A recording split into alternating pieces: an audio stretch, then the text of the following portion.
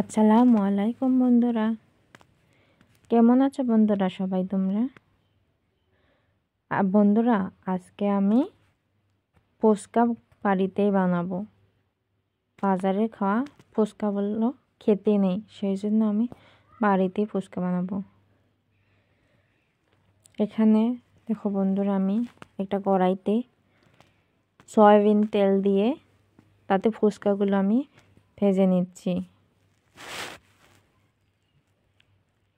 ফুচকাগুলো কতটা সুন্দরভাবে ফুলে গিয়েছে। ফুচকাগুলো আমি এখন লাল লাল করে ভেজে নেব। বন্ধুরা, আমি ফুচকাগুলো ভাজতে থাকি, তোমরা দেখতে থাকো। এইগুলো ভাজা হয়ে গেছে, এখন আমি এইগুলো ফুচকা নামিয়ে নিলাম। আবারও ফুচকা দিয়ে দিলাম তেলের মধ্যে। এখানে আমি আলু সিদ্ধ বসিয়ে দিয়েছিলাম। আলুগুলো সিদ্ধ হয়ে গেছে প্রায়, সাথে লঙ্কাও দিয়ে দিয়েছিলাম।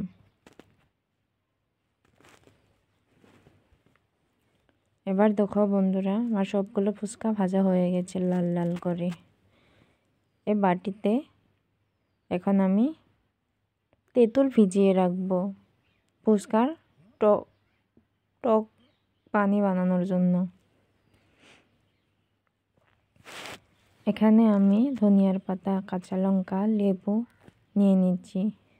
দেখো পেঁয়াজ কুচি এগুলো কেটে নিয়েছি। এই সিদ্ধ করা আলুটা আমি ভালোভাবে চুলিয়ে নিয়েছি।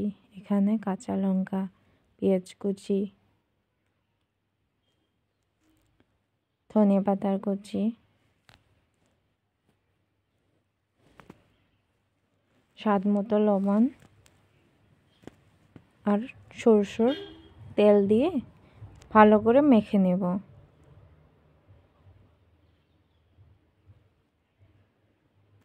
এবারে দেখো আমার আলুটা মাখা হয়ে গেছে।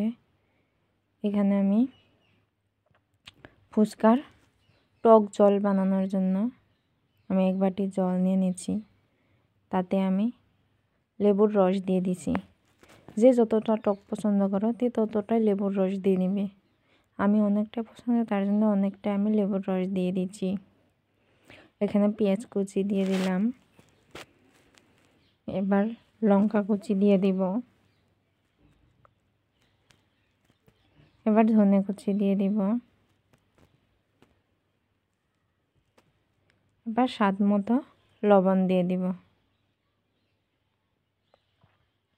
আর ভিজিয়ে রাখা তেঁতুলটা আমি ভালো করে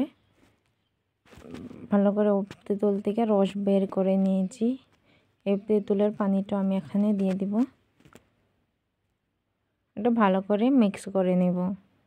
ভালো করে মিক্স করে নিলে ফুচকার টক ঝাল পানিটা রেডি হয়ে গেছে।